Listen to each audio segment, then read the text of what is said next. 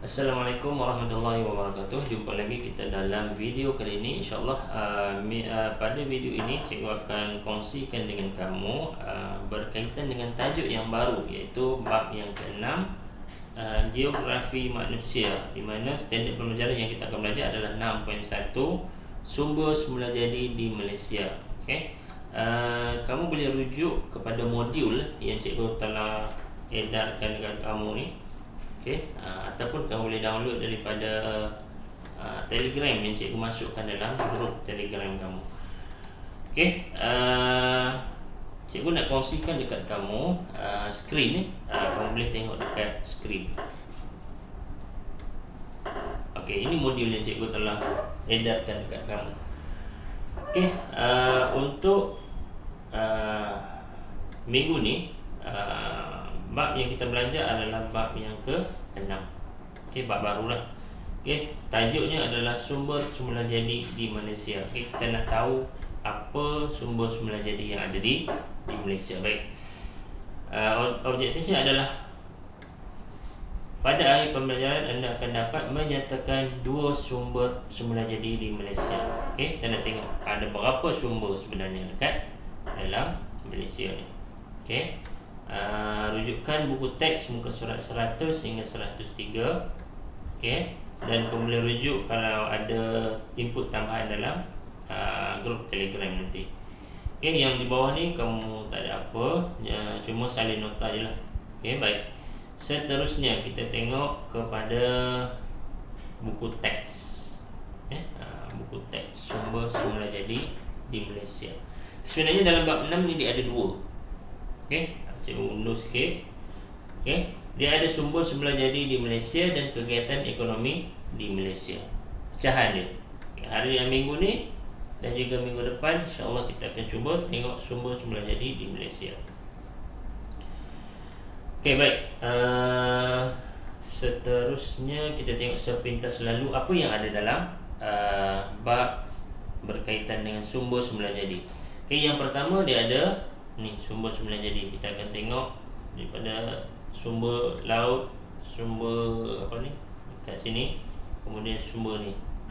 Apa dia yang ditunjuk gambar ni, nanti kita akan secara detail. Kemudian kita nak tengok taburan dia, dekat mana sumber-sumber ni ada.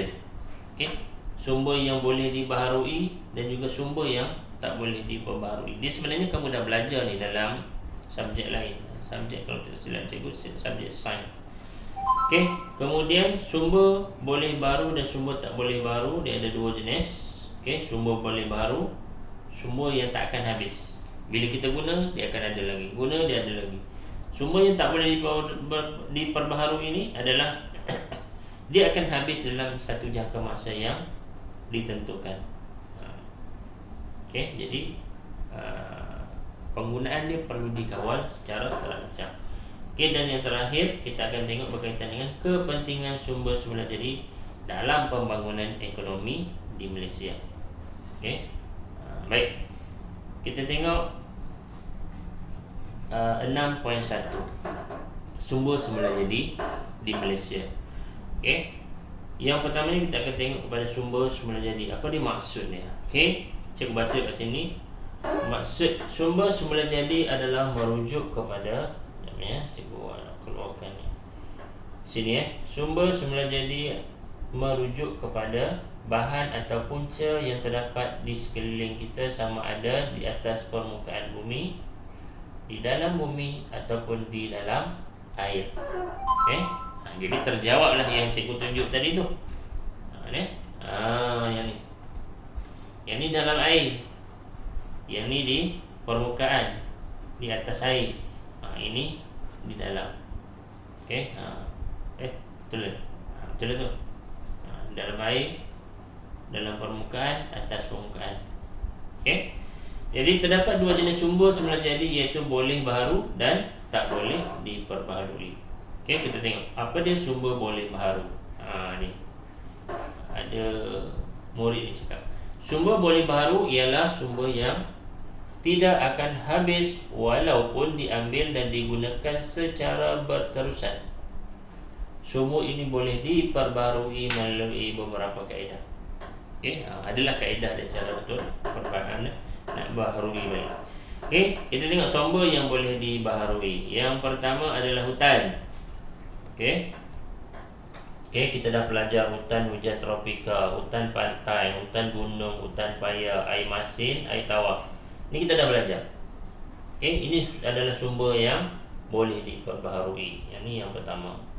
Okey, yang kedua adalah sumber suria. Suria ni apa? Matahari. Okey, sentiasa akan ada. Okey, yang ketiga adalah sumber tanah. Tanah ni tanah lah. Laterit, gambut, alluvium, baris, pasir. Okey. Ini sumber yang ketiga yang boleh diperbaharui. Dan yang keempat adalah air, iaitu sungai, paya, laut, air bawah tanah, empangan dan kolam. Satu lagi tasik satu lagi. Okey. Baik, jelas. Itu sumber yang boleh diperbaharui. Okey, kita tengok sumber tenaga alternatif. Apa dia sumber tenaga alternatif? Okey. Yang pertama adalah berasaskan alam semula jadi seperti suria, air, angin, ombak, kolam air panas, sisa tumbuhan, tinja, haiwan untuk menghasilkan sumber kuasa elektrik. Okey. Yang kedua dia adalah bersifat mesra alam, digunakan menggantikan penggunaan bahan api fosil seperti minyak, gas, arang batu. Yang ketiga, contoh tenaga alternatif adalah penjanaan kuasa hidroelektrik, tenaga suria, biomas, ombak, geoterma dan angin. Okey. Dan yang keempat, antara sumber tenaga alternatif yang ada di Malaysia adalah tenaga hidroelektrik. Kamu ingat ini yang ada di Malaysia. Tenaga hidroelektrik, tenaga suria, tenaga biomas, tenaga angin. Okey, ini adalah tenaga alternatif yang ada di Malaysia. Baik. Ni kat sini dia tunjuk. Ni contohlah satu. Tenaga suria. Kita gunakan panel solar di atas bumbung. Sekarang ni ramai dah yang pakai solar, tapi kebanyakan yang pakai solar ini adalah orang yang berduit lah sikit. Sebab dia punya kos penyelenggaraan dia atau pemasangan dia memang sangat-sangat tinggi. Okey, tapi dia dari segi kos penjimatan dalam jangka masa yang panjang, dia adalah sangat jimat. Okey, mungkin tadi ada yang tanya, apa itu biomas? Apa itu geoterma? Kita tengok kat bawah ni. Apa itu biomas? Biomas adalah tenaga yang dihasilkan daripada bahan buangan organisma hidup yang terdapat dalam satu ekosistem atau kawasan. Okey, maksudnya adalah bahan buangan organisma hidup. Okey. Kemudian geoterma, apa dia? Tenaga yang dihasilkan atau berpunca daripada haba dalam bumi. Itu beza dia. Okey, kemudian kita pergi kepada sumber tidak boleh dibaharui. Sumber tidak boleh baharu. Okey, sumber tak boleh baharu adalah sumber yang akan habis atau pupus dalam jangka waktu yang tertentu jika penerokaan sesuatu sumber itu tidak dikawal dan dirancang dengan baik. Okey. Antaranya adalah sumber mineral. Okey, yang diperolehi dengan cara menggali atau melombong permukaan kerak bumi. Okey. Terdapat sumber mineral yang digali di dasar laut seperti petroleum dan gas asli. Sumber mineral pula terbahagi kepada dua jenis, iaitu logam dan bukan logam. Okey, baik, kita tengok dekat bawah contoh dia. Okey, ni contoh sumber mineral logam. Okey, sebab tadi dia kata ada dua jenis. Okey, mineral logam dan jenis bukan logam. Okey, kalau jenis logam ini dia terdiri daripada emas. Okey. Yang kedua biji timah. Yang ketiga biji besi. Yang keempat koprom. Yang kelima bauksit. Okey. Kalau emas diproses jadi inilah. Kalau biji timah dia jadi macam ni. Okey, kalau besi dia akan jadi besi lah, skru apa semua tu. Kemudian kalau koprom dia jadi ni. Okey, kalau bauksit dia akan jadi aluminium.